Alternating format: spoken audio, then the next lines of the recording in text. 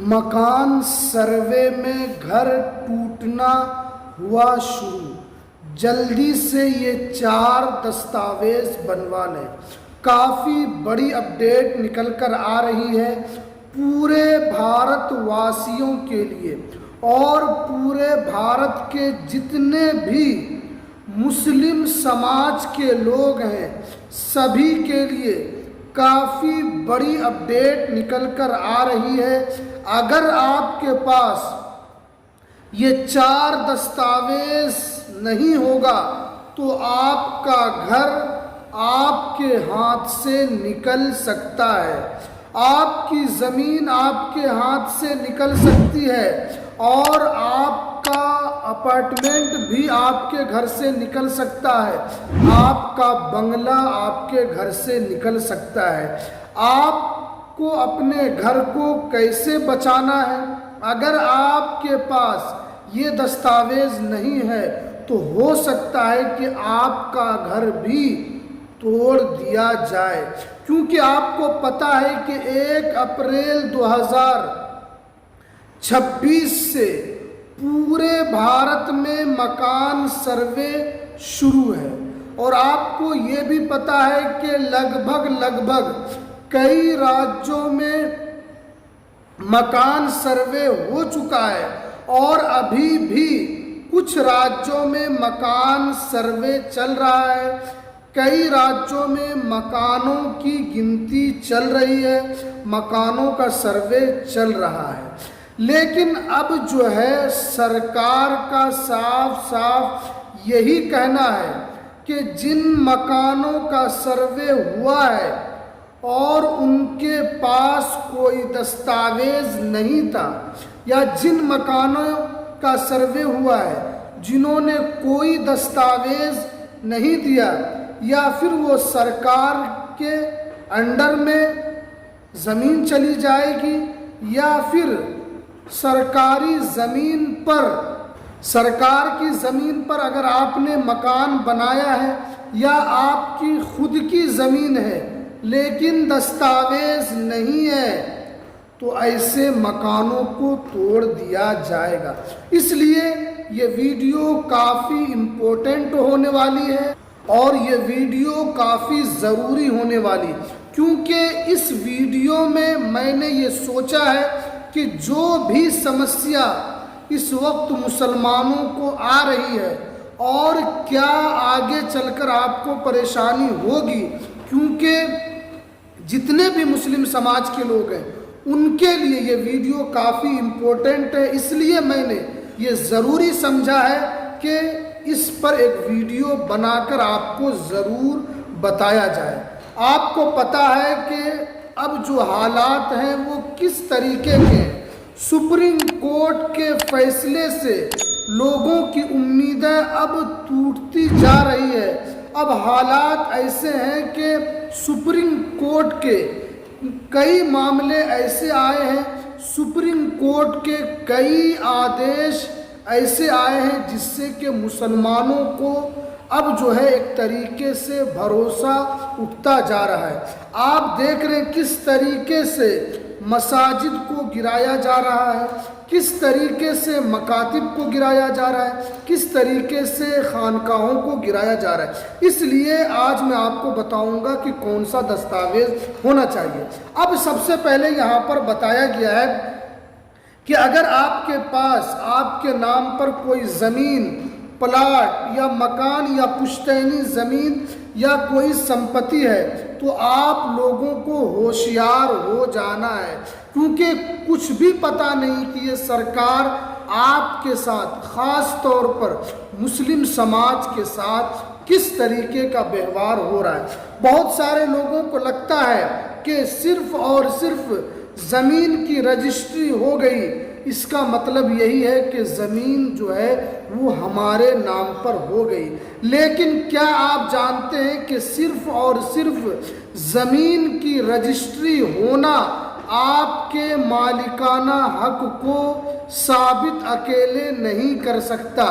आपकी रजिस्ट्री आपके नाम पर उस ज़मीन को साबित करने के लिए काफ़ी नहीं है, बल्कि यहाँ पर बताया गया है कि आपके पास कौन कौन सा दस्तावेज होगा जिससे आपको मुकम्मल तौर पर मालिकाना हक मिलेगा। सबसे पहले बताया जा रहा है कि अगर किन किन गलतियों की वजह से लोगों को कोर्ट का चक्कर लगाना पड़ता है, क्योंकि बहुत सारे हमारे मुस्लिम भाई हैं, बहुत सारे हमारे मुस्लिम समाज के लोग हैं, वो इन बातों पर ध्यान नहीं रखते हैं और फिर ज़मीन के मामले में और संपत्ति के मामले में उनको कोर्ट का चक्कर लगाना पड़ता है। यहाँ पर देखिए बताया गया है कि सिर्फ और सिर्फ प्लस पॉइंट आप समझना, आपको सिर्फ और सिर्फ रजिस्ट्री काफ़ी नहीं है। जब भी कोई ज़मीन, मकान, दुकान खरीदा जाए तो सबसे पहले आप उसकी सेल डीड को चेक करें। यानी आप कोई भी ज़मीन या मकान को ख़रीद रहे हैं, जिससे आप ख़रीद रहे हैं उनके पास जो किवाला है, उनके पास जो रजिस्ट्री के दस्तावेज़ हैं, वो आपको देखना है कि वो सेल डीड है या नहीं है। इसलिए आप जिस ज़मीन को ख़रीद रहे हैं, जो व्यक्ति आपको ज़मीन लिखने वाला है, जब उनका ही केवाला सेल डीड नहीं है तो वो आपको कैसे लिखेगा, ये चीज़ आपको समझना है। और यहाँ पर बताया गया तो सबसे पहले उसकी सेल डीड जो है वो कराई जाती है। और अगर आगे चलकर कोई झगड़ा या कोई विवाद उत्पन्न होता है तो उसके अलावा दूसरे दस्तावेज भी उसमें अहम किरदार निभाते हैं। यानी आपने रजिस्ट्री करा लिया, ये अकेले आपके लिए काफ़ी नहीं है, उसके अलावा आपको और दस्तावेज रखना होगा। जैसे यहाँ पर बताया गया है कि ज़मीन रजिस्ट्री से यहाँ पर दाखिल खारिज सबसे ज़रूरी है। जैसे ही आपने ज़मीन की रजिस्ट्री करा ली, ज़मीन को आप अपने नाम पर लिखा लिया, उसके बाद जो है दूसरे नंबर पर दाखिल खारिज, जिसे हम और आप मोटेशन कहते हैं, मोटेशन कराना ज़रूरी है। इससे नए मालिक का नाम जोड़ा जाता है और पुराने मालिक का नाम सरकारी रिकॉर्ड से हटाया जाता है और इससे राजस्व जो है सरकार इससे वसूलती है। यानी जैसे ही आप दाखिल खारिज कराते हैं, अगर रजिस्ट्री आपकी सही रहती है, जिसने रजिस्ट्री किया है वो भी सही व्यक्ति है, तो जब वो ज़मीन पुराने वाले आदमी के नाम पर था उसको सरकारी रिकॉर्ड से हटा दिया जाता है। फिर जो नए मालिक है उस ज़मीन का, उसका नाम को चढ़ा दिया जाता है। ये आपको करना ज़रूरी है क्योंकि सरकार जो है इससे राजस्व कमाती है ताकि आपकी ज़मीन का जो विवाद है वो ख़त्म हो जाए। उसके बाद देखिए, पुश्तैनी ज़मीन के लिए अगर वो ज़मीन बाप दादा की ज़मीन है और वंशावली नहीं है तो इसमें आपको मुश्किल हो सकती है। यहाँ पर साफ साफ बताया गया, अगर आपके पास कोई पुश्तैनी ज़मीन है और वो ज़मीन आपके दादा की, आपके पिता की, परदादा की ज़मीन है और वो कई पुश्तों से चली आ रही है, तो अब जो है आपको वंशावली बनाना ज़रूरी होगा, क्योंकि वंशावली से ही आपकी ज़मीन का आपको उसका हक मिल सकता है, इसलिए ये होना ज़रूरी है। अब जो है यहाँ पर सबसे ज़रूरी बात है जो है कि आपको ज़मीन ख़रीदने से पहले किन किन बातों का ध्यान रखना है। तो यहाँ पर हमने बता दिया, ज़मीन रजिस्ट्री, दाखिल खारिज आपको कराना ज़रूरी है और अगर पुश्तैनी ज़मीन है तो उसमें आपको वंशावली बनाना है।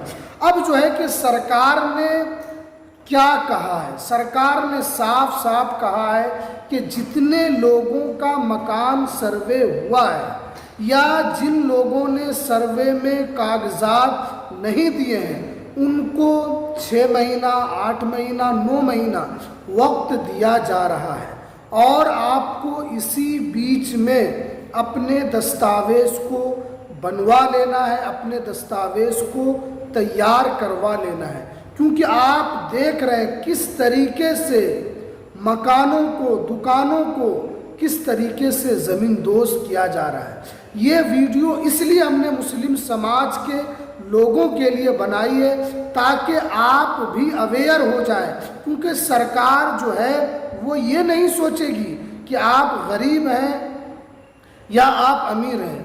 उनका जो बुलडोज़र कार्रवाई है वो रुकने वाली नहीं है। और अगर आप मुसलमान हैं तो आपको और कहीं ज़्यादा सतर्क होने की आपको ज़रूरत है। तो ये थी आज की सबसे इम्पोर्टेंट जानकारी। तो चलिए हमें दीजिए इजाज़त, फिर मिलते हैं किसी नेक्स्ट वीडियो में नई अपडेट के साथ।